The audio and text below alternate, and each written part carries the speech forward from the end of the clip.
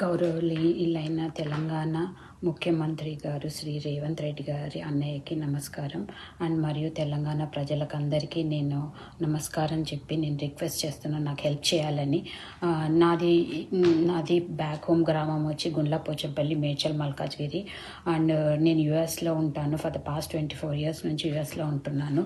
మా గుండ్లపోచంపల్లిలో నిన్న from GHMC Medchal office నుంచి ఏసీపీ సుకన్య గారు జేసీపీ తీసుకొని మనుషుల్ని, పోలీసుల్ని తీసుకొని వచ్చి సడన్గా మాకు టైం ఇవ్వకుండా కొంతమంది సెలెక్టెడ్గా కొన్ని కుటుంబాలది ఇల్లులు permanent structure with no intimation, no permission వచ్చేసి జేసీపీతో డిస్మాంటిల్ చేసేసారు.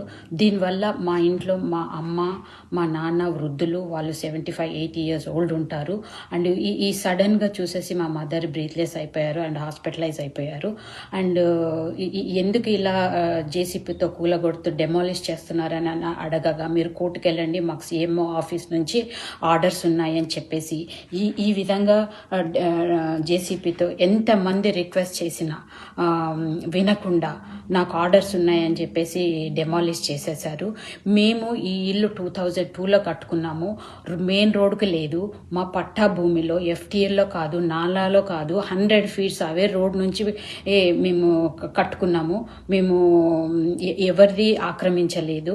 అండ్ సడన్గా వచ్చేసి భయభ్రాంతులకు గురి చేశారు ఆ గ్రామంలో, గుండ్లపోచంపల్లి గ్రామంలో.